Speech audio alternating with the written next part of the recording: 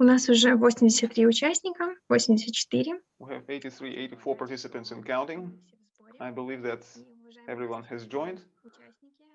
In which case, dear guests, dear participants, on behalf of the United Nations Development Program in Belarus, I welcome you to the opening of the Laboratory for Accelerating Sustainable Development in Belarus, Accelerator Labs. My name is Olga Borzankova. I'm head of communications at the UNDP Belarus, and today I will act as a moderator. Before I introduce the speakers and talk about the agenda of the event, let me talk you through some technical, logistical matters. First of all, please keep your microphones muted when somebody else is speaking. Also, if you have any questions, you can ask them in the chat box. We will get back to these questions of yours during the QA session. We also encourage you to please rename yourselves, to have actual names and last names, plus your organization that you represent. It should be visible from your nickname. Also, that the participants could see who exactly is present among us here today. And one important point to voice, we are recording this event live. Just one more thing about the agenda that's in store for us today. The event is supposed to last 90 minutes. We will start from the introductory address. Please allow me to introduce the speakers of the day. We have Yana Kazana-Vishnevetsky, UN Resident Coordinator in Belarus, Alexandra Solovyova, UN Resident Representative in Belarus, Anya Lutar, Deputy Head of the Mission of the German Embassy in Belarus, Andrei Kosovsky, First Deputy Chairman of the State Committee for Science and Technology of the Republic of Belarus. After the welcome address, we will switch to the session about the Accelerator Labs, what it is, what are the objectives and missions it is supposed to pursue, and then we will get to the presentation of innovative ideas. They will be embedded in the green economy context. This will be the example, the kind of example of green innovative ideas that can underpin the operation of the laboratory and all the parties concerned, stakeholders concerned.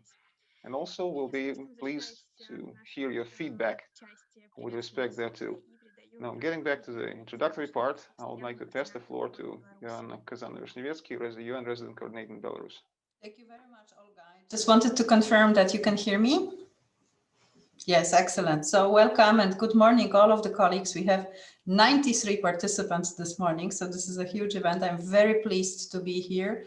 I'm delighted to welcome everybody participating, joining, supporting the launch of this exciting new UNDP SDG Accelerator Lab.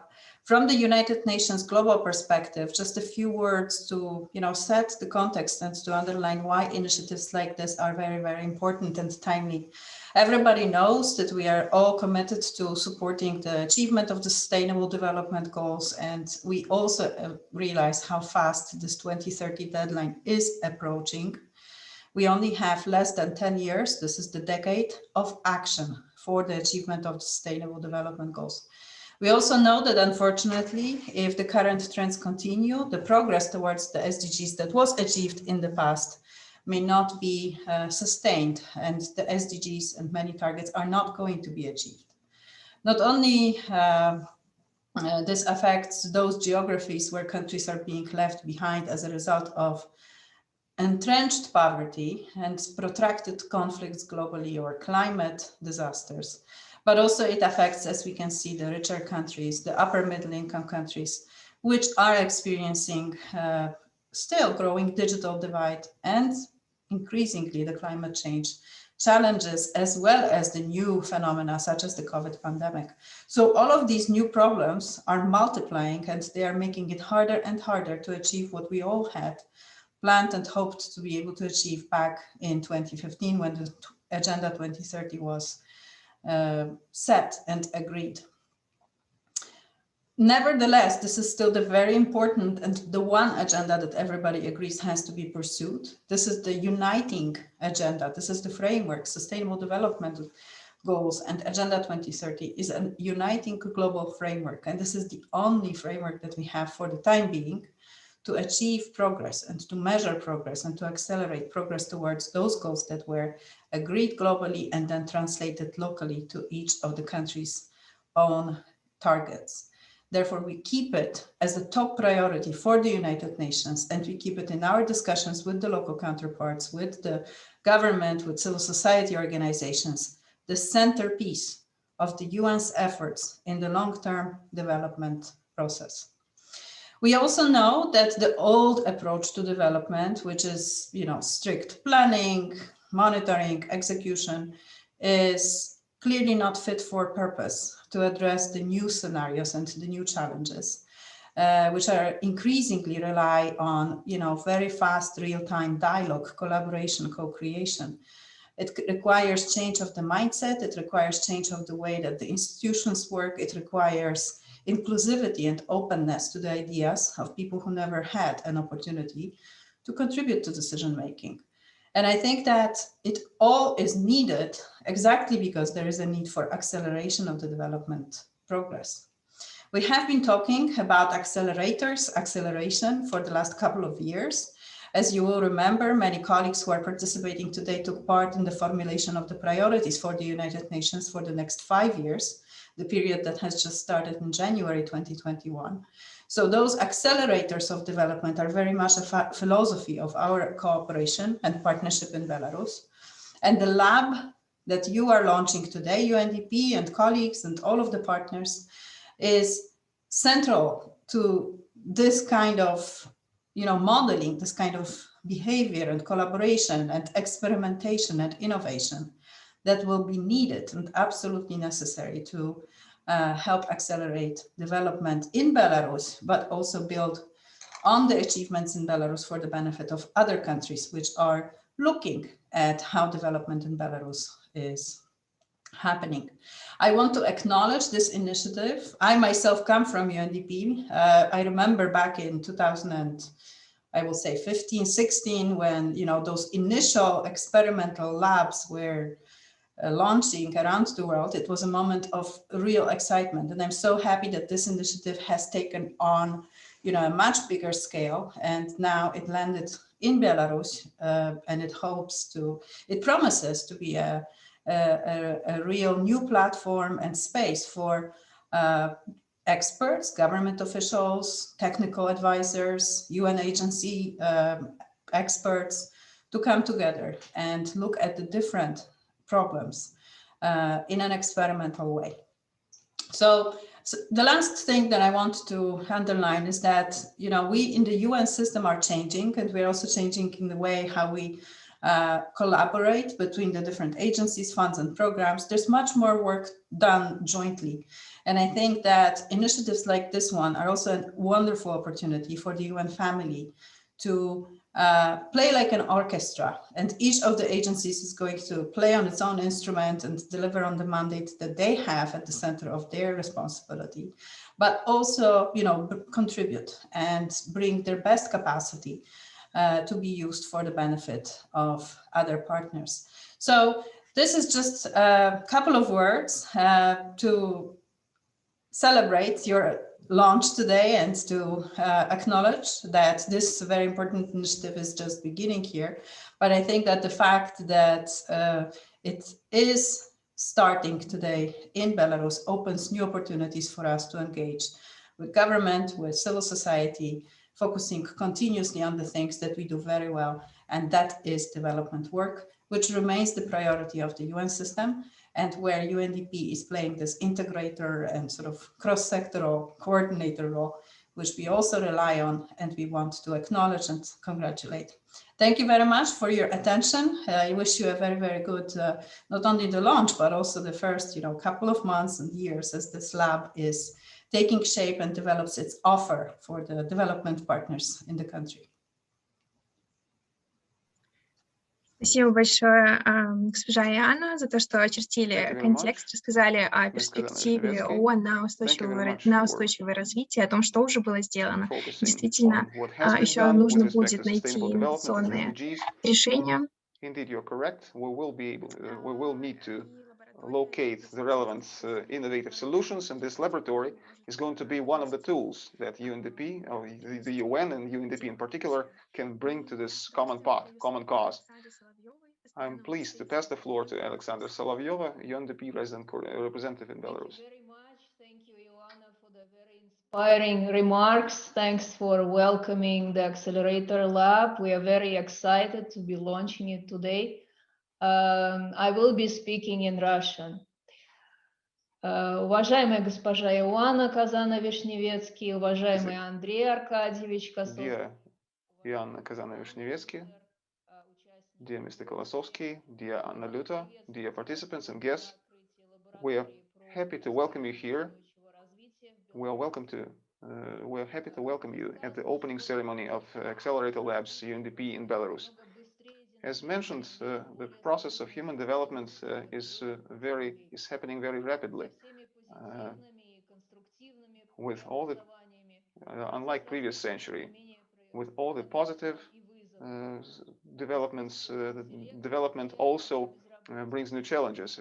Artificial intelligence impacts unemployment, people migrate because of climate changes, unexpected pandemic has drastically changed our lives, causing us to transform and develop the digital space. Because of the wide-scale crisis, the countries found themselves lagging behind in human development. As Ioana has said, the progress to reach sustainable development, to reach SDGs, is unfortunately not good enough. All this requires innovative solutions in the domain of development to augment the ones that have been unraveled before. This is particularly the mission of the Accelerator Lab of UNDP. Piloted 2 years ago, the network of these laboratories, the chain of these laboratories worldwide is a unique tool. It helps countries accelerate and target progress for sustainable development, particularly in reaching the sustainable development goals. It offers the new generation of integrated solutions at the country levels for various challenging issues of development.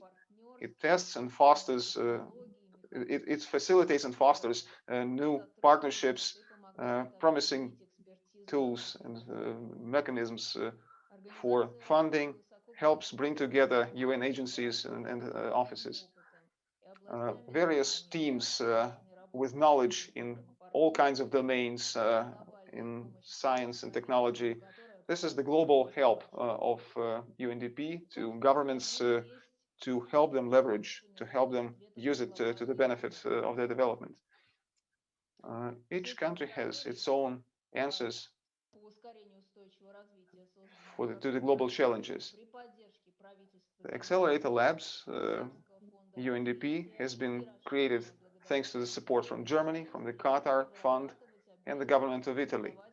We strive to exchange and pass on the promising progressive solutions to more than 116 countries to deal with the most challenging problems of the global world.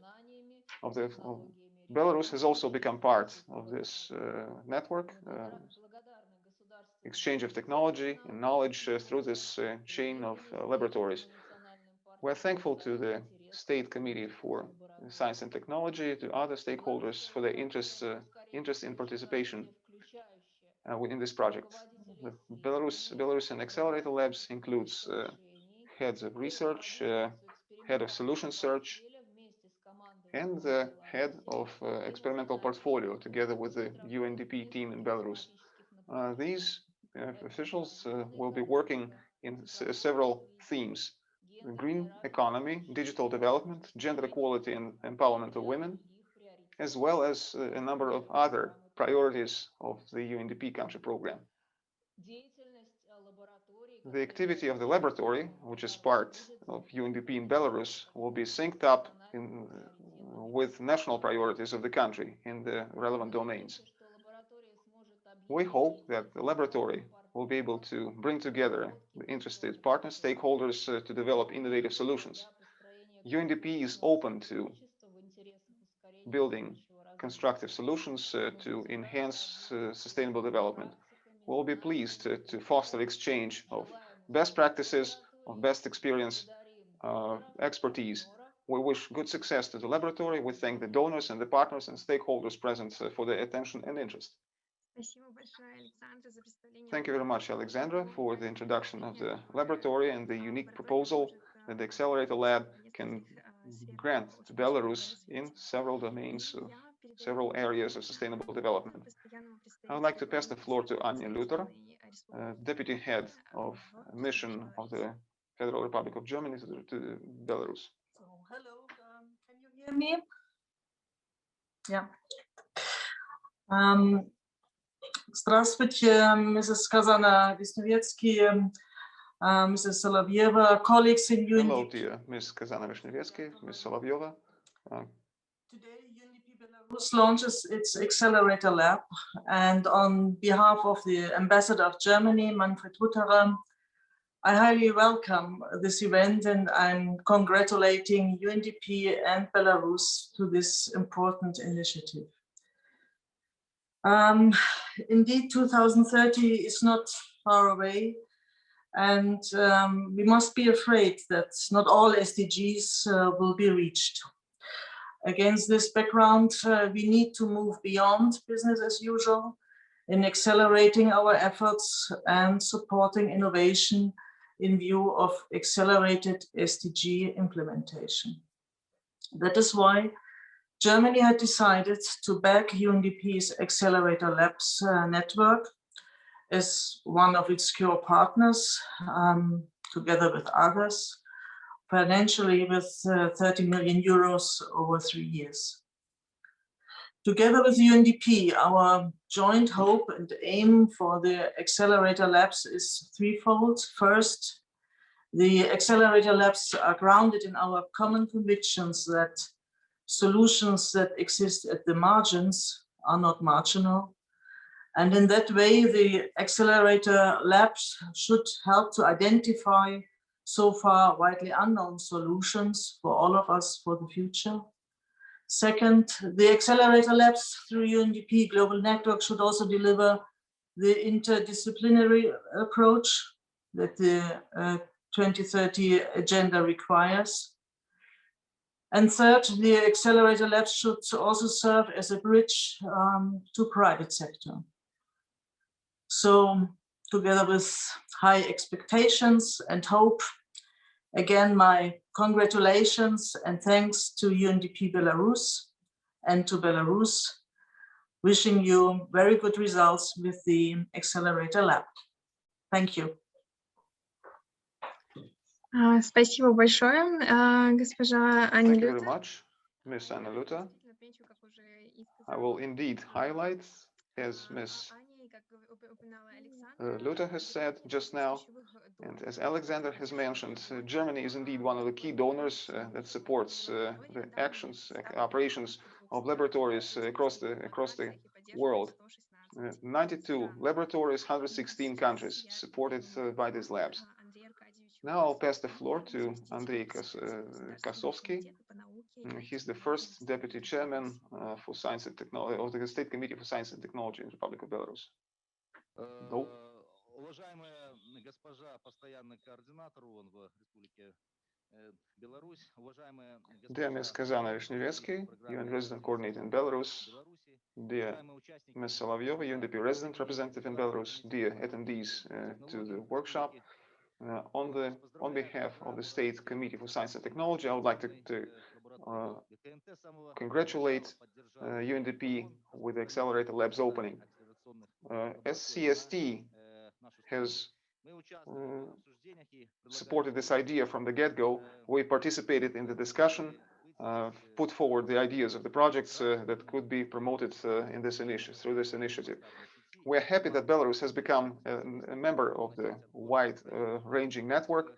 Belarus and SCST are prepared to handpick the best ideas and experts to go ahead.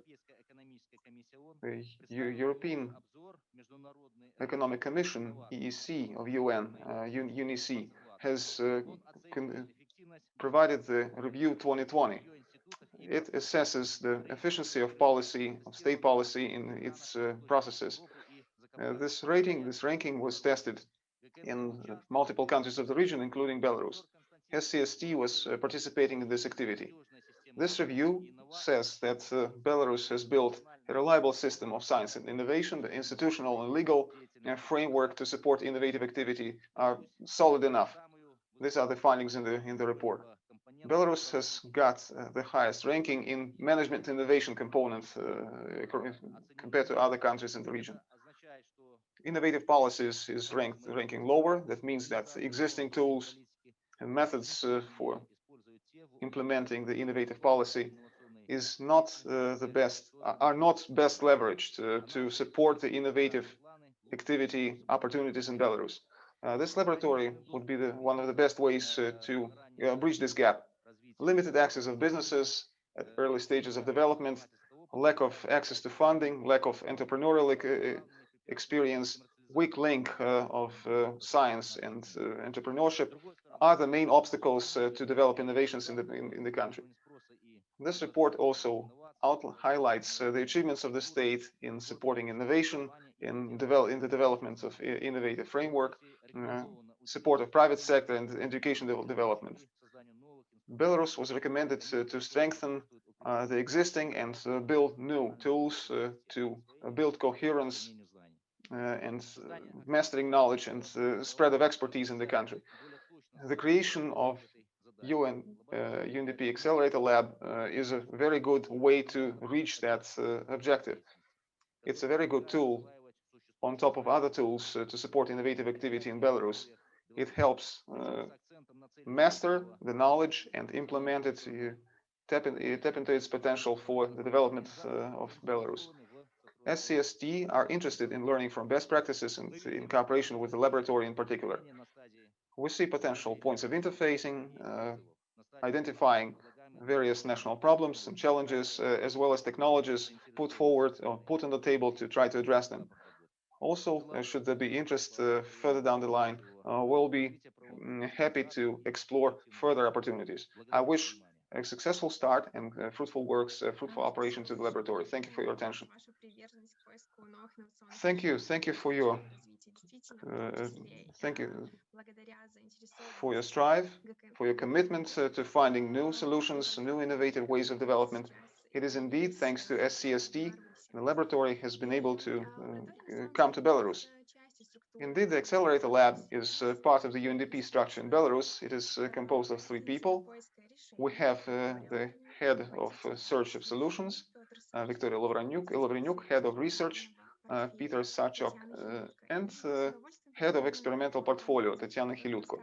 I would like to give the floor to the team now. They'll be talking about the objectives and the mission of the laboratory. Okay, thank you, Olga. In that case, we've prepared a small presentation. I will show my screen. I hope that you can see it. Okay. If there are any technical issues, please write about these in the chat box. We'll try to address them promptly.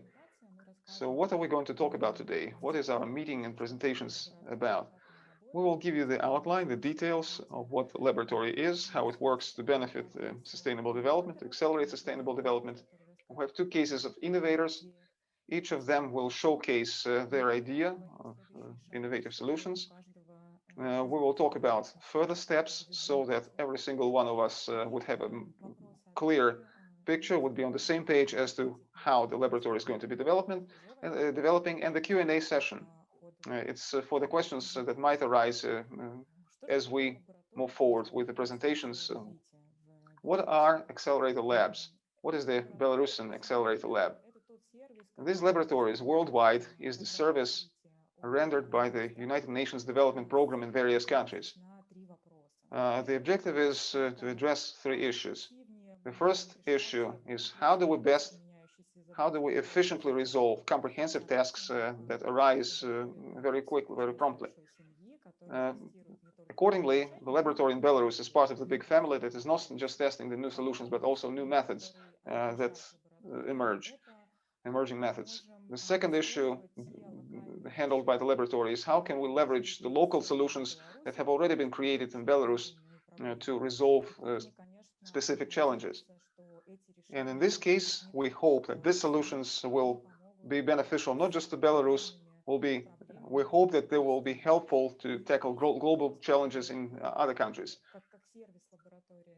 And the third question handled by the laboratory as a service is how can we promptly understand, how can we promptly identify what works and what fails to work to address a specific challenge, and how can we accelerate this learning cycle, how can we speed up the learning process to address the problems most efficiently. To that end, we're working as a harmonized organism. We're studying the problems and it is running in parallel. This is the synergetic team effect of education, where the understanding of the local context improves and enhances the understanding of the global challenge being handled by the laboratories networks in other countries. As mentioned, UNDP Accelerator Lab in Belarus is part of the big family worldwide. Currently, 92 labs have been launched in 116 countries, as you can see on this map here. Mostly these are the countries of Southern Latin America, Africa. Quite a number of laboratories have been launched in the Asian countries. The objectives, as I have mentioned previously, is to reach comprehensive understanding and full-fledged study and contemplation of the problems that pertain to sustainable development. I would like to pass the floor to Victoria now for her introduction.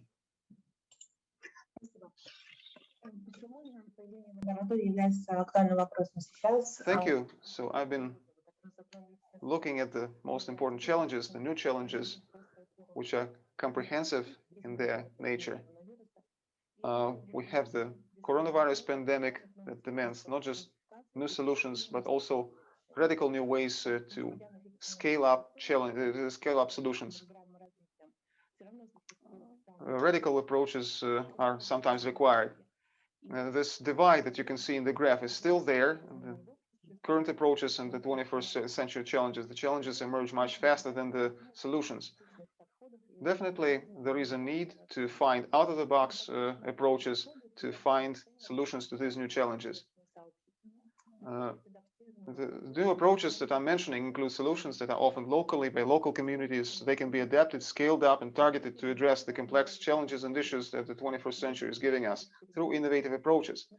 Such solutions should not only go beyond the known and generally accepted ideas, solutions, but also leverage the specific features of various regions, ecosystems, take into account comprehensive achievement of SDGs.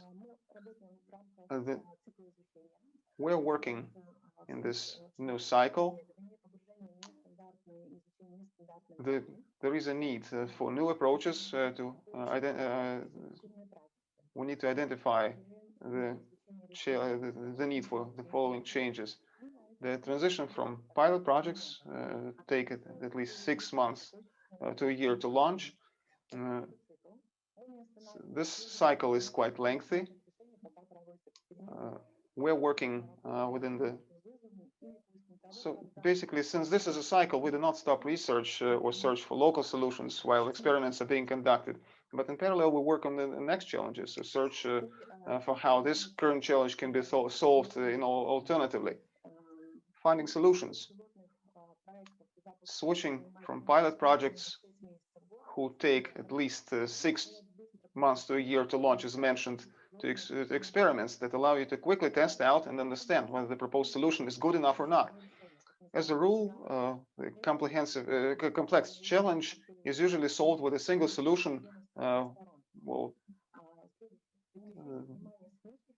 Typically, they are called unicorns. Instead, it is proposed to design a portfolio of solutions that address the problem from various angles. We'll shift the focus from external experts who know what works best for people locally to local solutions that underpin the design and implementation of the portfolio of experiments. We work in synergy with various stakeholders in order to use collective knowledge and practices, and we will switch to non-standard, non-conventional sources of real-time data. Thank you very much.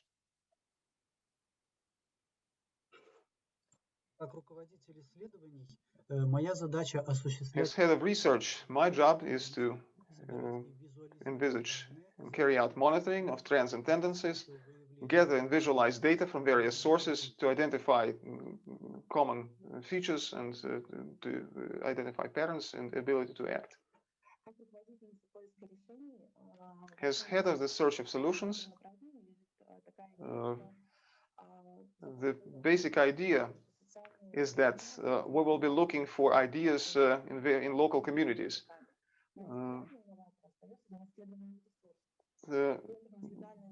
Finding solutions is backed up by the idea that social entrepreneurs, various innovative hubs and public and private ones, they have already become familiar players. But individual innovators remain an unexplored resource. These individual innovators, grassroots initiatives, representatives themselves, they will be able to find solutions to complex problems when faced with them on a daily basis. The search for solutions is primarily a counterintuitive focus on solutions, not on problems. And it's always about a couple of needs and solutions. We'll need to talk about this pair, need and solution. And accordingly, it's all about studying and documenting local innovative practices, detecting positive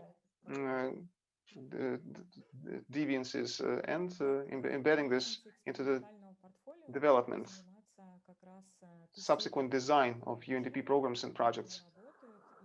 My job as the head of experimental portfolio will be to build the portfolio of social and environmental solutions, enhancing the design of the solutions by way of experiments, and creating arrays of technologies, solutions that work at different levels to address the issues of sustainable development. Definitely, we would be unable to do that without country offices of UNDP that leverage this very expertise with respect to sustainable development. I would like to give the floor to Piotr. Next slide is yours. The examples of solutions by other laboratories will give an understanding as to which international experience we can gain access to. Particularly in Vietnam, the laboratory focused on waste management, and jointly with the representatives of local communities, they were tracking ways to move the waste, to dispose the waste in large cities. These activities promoted making action plans to improve and optimize the collection points for waste collection and for the disposal, thereby minimizing state expenses on this issue. In Serbia, the issue of depopulation was studied. The new data was identified. The Statistical Committee and other relevant services of Serbia have been able to contemplate this issue much better and to provide tax incentives, tax breaks, additional stimuli and incentives to ensure the development of rural populations and to avoid, to counter these depopulation trends.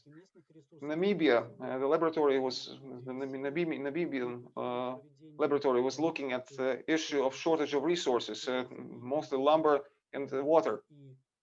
Particularly, several experiments have been run to replace wood burned for fuel by gas that is supplied in bottles to the population. Thereby, the resources such as coal and wood would be replaced by more environmentally friendly energy sources. Cape Verde is a mountainous country. The laboratory in Cape Verde was looking at various solutions to use drones, mounting additional batteries on drones and mounting thermal vision devices on these drones. It was possible to use these drones in Cape Verde to detect the fire hazard in the forests, identify actual fires, and mounting additional hardpoints for payload on these drones enabled the delivery of medications to remote localities which have found themselves in isolation because of the COVID-19 pandemic. These solutions have been tested and have been validated to build further delivery systems drone-based. Well, this is the joint initiative with the Ministry of Healthcare. So what the Acceleration Lab is not. In Belarus, there is a system for management science, the system for supporting innovators. In this regard, the laboratory is just an augmentary add-on. The laboratory is not focusing on specific startups and technologies. It is not looking at some specific solution. It is to launch it into the market or to scale up a single solution. The approach of the laboratory is about testing a whole array of potential solutions to a problem or multiple problems. Secondly, the laboratory is not an SDG lab. It's not a standard lab. The laboratories are resolving rapidly changing social and environmental challenges, but they're not investing into reaching individual SDGs. Thirdly, the laboratory is not a place for specific technologies. We do not limit ourselves, we do not restrain ourselves to a particular specific type of experiments. We're looking at them in a broader fashion. Social, behavioral, cognitive aspects that these technologies might be causing in the society. That's what we're looking at. The laboratory is not just a think tank that is about research and publications.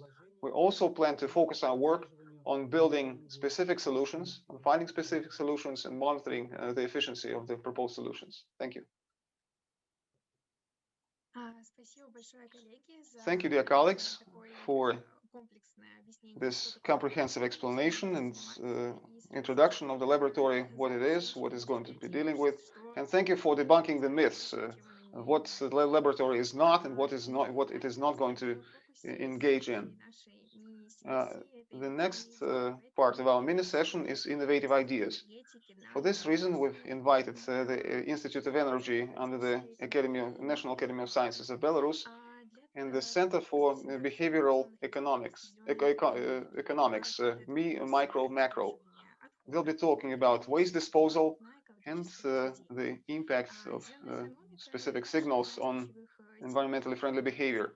Green economy is one of the topics of the activity of laboratory network, as the colleagues have mentioned. It is my pleasure to give the floor to the co-leaders of the Me, Micro, Macro Center, Ms. Boroda and Mr. Kravchenko. Okay, I will start. Can you hear me? Okay, great. I would like to give to say a few words about our center. It was launched in 2019 under the Belarusian State Economic University. Our center employs PhD in economy mostly, but we also have representatives of other institutions, higher education establishments, Belarusian State University, Belarusian State, Minsk State Linguistic University. So I hope that the extent of coverage by our staff will expand. Am I the one running the slides, or can you switch the slides for me? Well, as long as you tell me next slide, I will do it for you.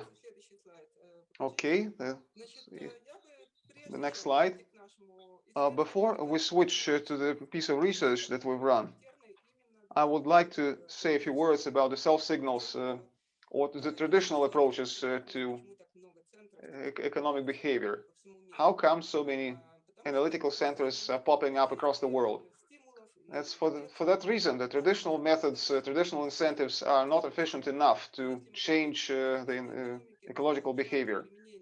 Green economy, particularly the application of environmental taxes, can, to a certain extent, give good results, good outcomes. It can reduce the pollution levels. However, at the same time, it also lowers the internal motivation of people that would otherwise have been prepared to invest some effort into furthering the green development. These people, once having paid the green tax, they believe that they have done their job. They have played their part. Now it's up for the state that collected the money to solve the rest. So the feeling of guilt from environmentally unfriendly behavior is also lowered because people kind of shift the responsibility from them, because they have paid the tax, to the country, to the state. Next slide, please. Now we have a question to resolve ourselves. if we know that environmentally friendly behavior is important, not just in the context of our micro, but also macroeconomic reality, it determines our life quality, quality of our lives, our possibilities. So how come we ignore and we avoid specific actions that we ourselves deem as important? Well, as economists, we need to emphasize that the need for effort should not be ignored. We should skip some conventional patterns of behavior, some routine. We should avoid that. We should break this cycle. We should think more, allocate more time. And it also requires additional financial resources most often.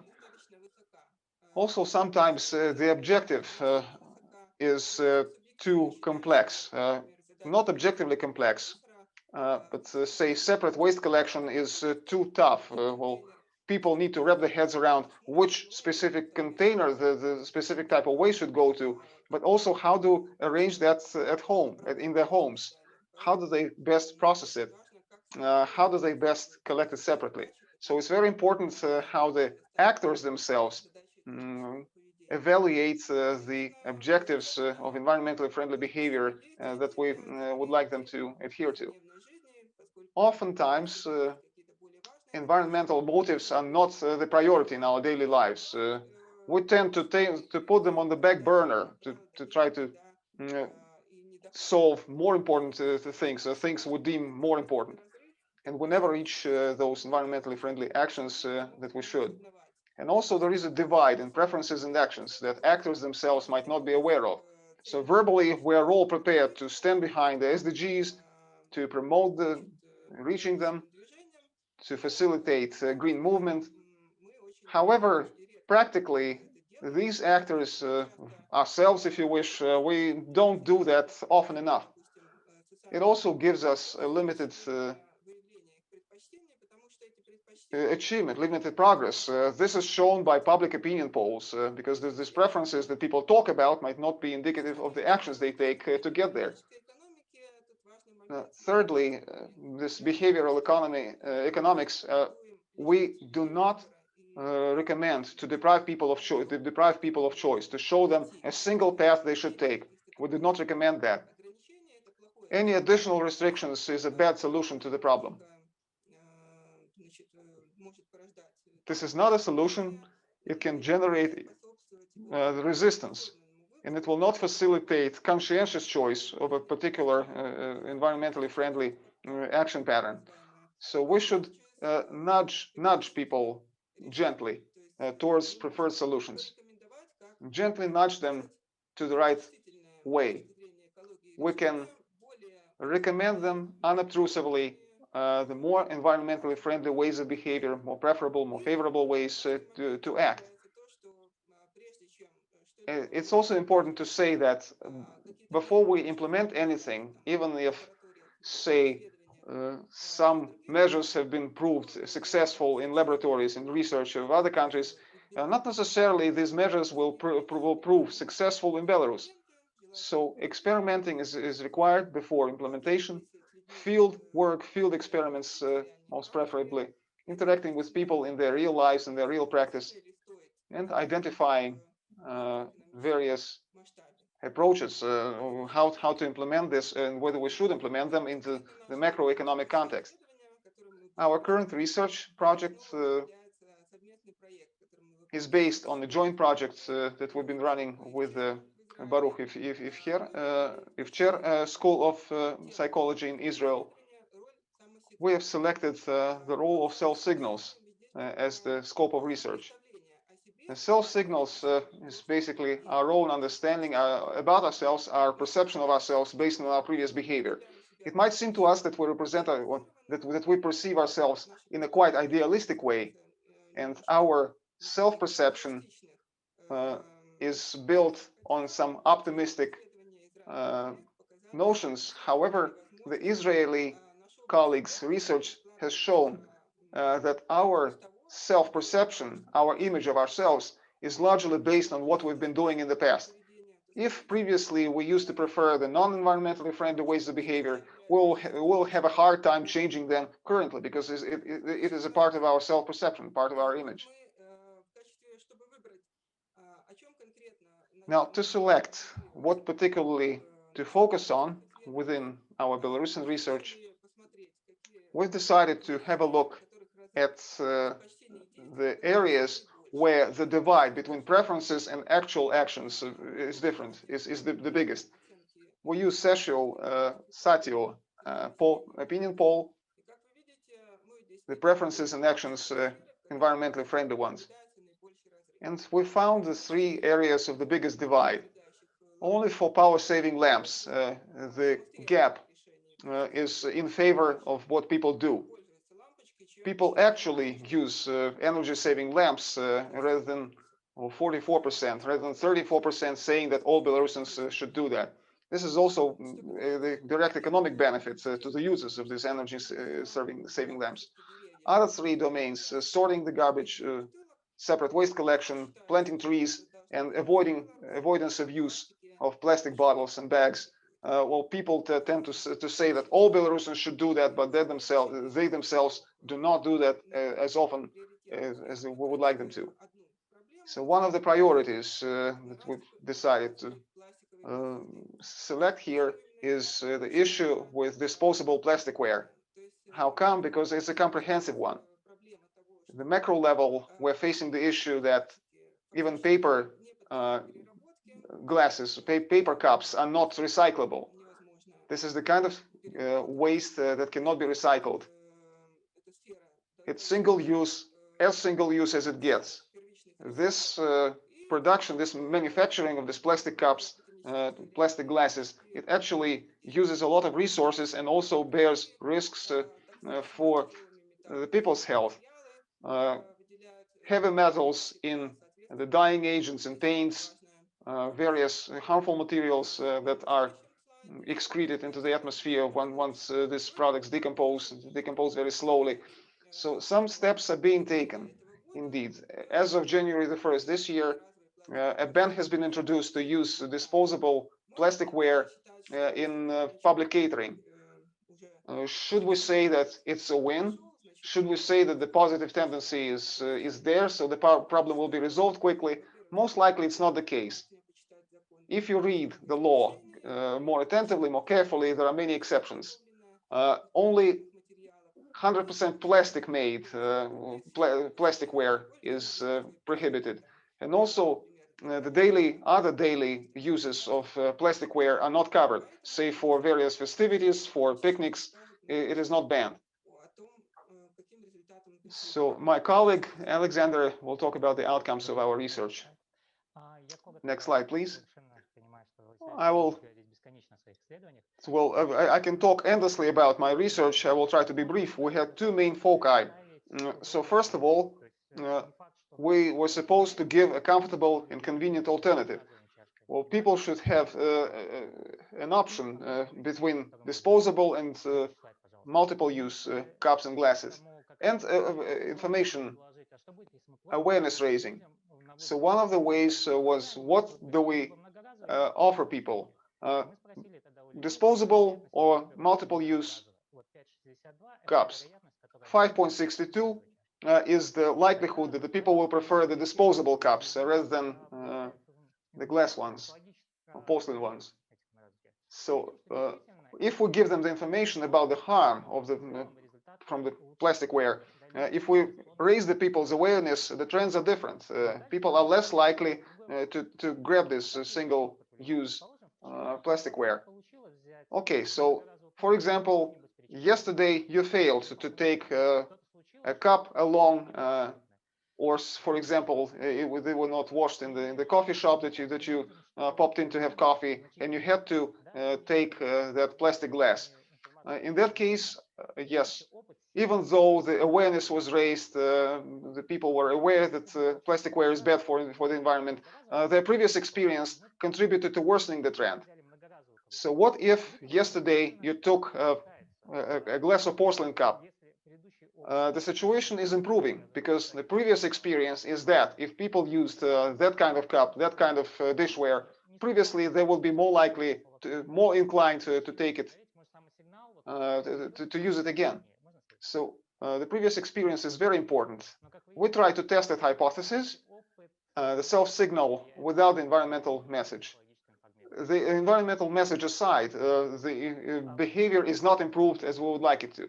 Several conclusions to be drawn here. First of all, environmental awareness raising is indeed affecting beneficially the behavior adjustment, but also the previous experience of the person can augment this awareness raising effect and can also remove it at the same time if the previous experience was for the environmentally unfavorable practice.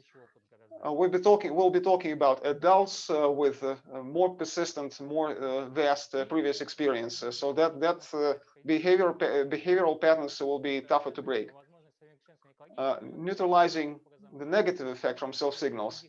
Well, we can enhance environmental awareness raising, for example, potential losses from the use of disposables, or we could nudge people to field research.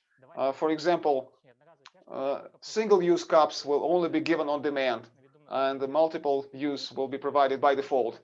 Or keep the multiple-use cups where they're visible, put them out in the open. And we should test the new methods of stimuli. Thank you very much, and congratulations on. Thank you for giving the floor, and congratulations on opening the lab. Thank you very much for presenting various ideas, various ways of solutions. Our congratulations to you as well. Dear participants, I would like to remind you now would be, there is an opportunity to ask questions in the chat box. The Q&A session is coming up. We'll be able to address the questions that you would like answered. In the meantime, I would like to pass the floor to Viktor Golubov, PhD in biology. He's the head of the sector at the Institute of Energy and the National Academy of Sciences of Belarus. The floor is yours, sir. Thank you very much. If it's possible, we would like to share our screen. There is an additional slide that I would like to demonstrate. In the public consciousness, there is a very in-depth understanding that waste disposal must come with costs. Material costs, energy costs, financial costs. And this is the payment for the human progress. In our opinion, this is a misconception. This is not the inevitable price to pay for human progress. It is possible to devise equipment and technology that will make the waste disposal process more cost-effective. The objective of our work was to develop this array of technology, development of equipment and technology stack for cost-effective disposal of a wide range of waste. The benefit from waste disposal will be reached by consuming the thermal energy that is released in environmental tax and lower payment, lower cost to bury the waste for landfilling. First slide, please. This is the array of equipment that we've run all our research. Number one is the module to receive generator gas from wood chips, wood pulp. The second module is obtaining pyrogas from waste, including most very hazardous waste. Then we have the chamber for high temperature combustion, 1500, 2000 degrees centigrade. The module to regulate the temperature of heating product, heat exchanger, and the system to regulate the heat agent of the required temperature to heat up the premises. The generator gas is obtained from module number one. There is a flame torch at all times. In oxygen-free environment, we get the pyrogas in the second module. Lack of oxygen helps inhibit combustion, burning. Essentially, it prevents undesired chemical reactions that cause harmful substances such as dioxin to be created. The 700 degrees is the rough temperature. Waste can come in any form. liquid, solid, gases can be homogeneous in their chemical composition. This pyrolysis unit is sealed. It can burn Tetra Pak package, waste furniture, even those plastic glasses, plasticware that have been mentioned, plastic coated office furniture. The pyrolysis unit operates in a periodic mode. After completing one pyrolysis cycle, the unit is purged with carbon dioxide to remove the pyrolysis products. And the ash is removed also regularly, and the new batch of waste can be loaded at the same time, and the cycle repeats. At the initial stage of pyrolysis, the amount of gaseous substances formed is too small to burn independently, self-contained. The temperature in the afterburning chamber strongly depends on the type of waste, but the proposed technology allows you to increase the temperature to 2000 degrees centigrade, which is enough to deatomize any waste out there. For this reason, we dispose one type of waste using another type of waste. No additional waste, no additional fuel is used. And plus the users get heating energy and heated up water, hot water supply.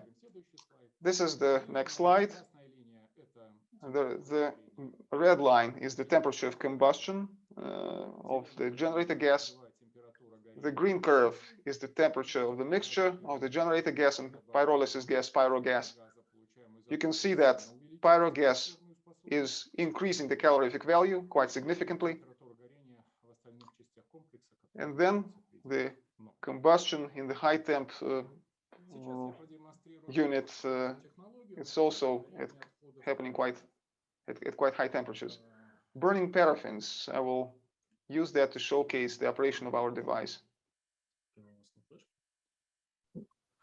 Ну, сейчас вот мы посмотрим сравнение результатов исследований. Particularly, we'll be able to compare the research, the test results.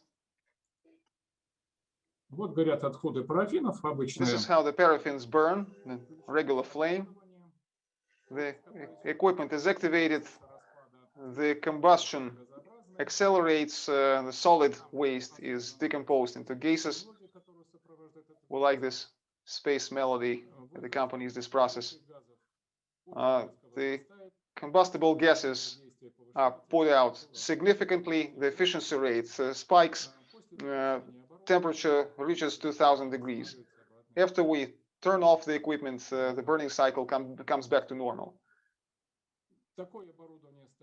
This is basically to say that this equipment does help generate more heat. This equipment is installed in the generator unit. It helps obtain a lot of amount of gas from hazardous waste. The same is collected in that combustion chamber, afterburner chamber, that helps heat up the fumes or any other gases to high temperatures. CP100, the Mueller technology, widespread, and our technologies. You can see that the Mueller technology is consuming more fuel. It consumes 34 liters per hour. This is the same amount as used by a large haul truck carrying 30 tons of cargo. 27.3 cubic meters per hour of natural gas is also consumed by the CP100 unit. Our unit is not consuming anything. We generate the same electricity. The technology of our Institute of Energy, avoids the use of natural gas, avoids the use of diesel fuel. Consumption of electricity is the same, but the price of disposal is is half the price of the Mueller unit. We are not using fossil fuels, which means we do not contribute to higher carbon dioxide and other greenhouse gases emission to the atmosphere. Thereby, the technology that we suggest, that we propose, helps obtain economically efficient disposal of waste, which will definitely benefit the environmental and financial components should this technology be broadly implemented. Thank you for your attention. Thank you, Victor. Thank you, Tatiana and Alexander, the previous speakers, for the ideas that you've showcased. These are indeed the new ideas, the next ideas in the domain of green economy that can be test-driven and further scaled up by the laboratory. We hope that all other stakeholders who wish to join us will do so on the path to sustainable development. We are now nearing the completion of our event. Now, dear guests and participants, you have the opportunity to ask questions, should they have any. We have some time reserved for that. Before we do that, I would like to use 5 minutes to talk about the further steps. Yeah, beg your pardon, Tatiana, you have the floor. I hope you can see my screen. So what exactly the laboratory is going to be dealing with? As previously mentioned, the Accelerator Lab will be focusing on specific problems, challenges, and themes in the study cycle. The study cycles are very short, not even a year. It's typically 100, 120 days. The study cycles are 100, 120 days long. The upcoming cycle's objective is the green economy. This does not mean that we will focus exclusively on the green economy in Belarus within the first study cycle. Simultaneously, we're looking for hand-picked solutions, again, to resolve various challenges. The focus on gender balance and digital development of Belarus.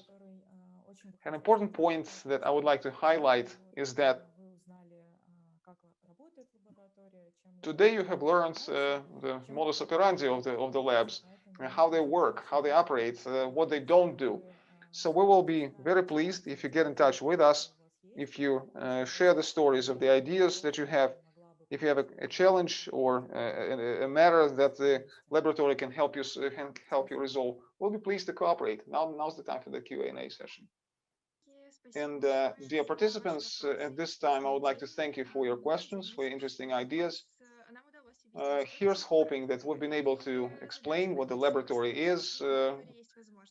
We hope that we've outlined the ideas and possibilities that the laboratory can offer. And hopefully, we've also come up with some ideas that we're prepared to select and consider through feedback. We have a small questionnaire. It's an anonymous questionnaire. Вопросов. Все они не обязательны к It's ответу. composed of brief questions. Not all of them are mandatory. If you wish to skip a question and move on to the next one, you're free to do so. This is yet another chance for you to share your ideas, to ask questions to us. So this is the way to... It's possible to get there to that questionnaire through that web link that you see on in the chat box or scanning this QR code. Thank you very much indeed. Could you please let us know whether this link is operational? This link will be there to stay. You'll be able to fill out this feedback questionnaire later on. But we'll be looking forward to your feedback. This questionnaire is important to us. And we'll definitely take into account. Take it into account. So, Tatiana, yeah, I can see the link in the chat box.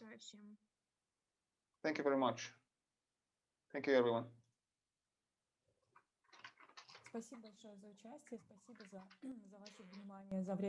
Thank you for the participation. Thank you for the time you've given. Thank you for interesting questions. And as mentioned before, we'll be pleased to cooperate. Thank you very much. Yeah, thank you, everyone. So thank you for the questions that you've contributed. Thank you for the suggestions as well. There's a question about making the presentations available, the slide decks. You guys rock. Yeah, I believe that we'll be able to do that. Тогда желаем всем хорошего дня. Okay, at this stage, a good day. Have a nice one, everyone.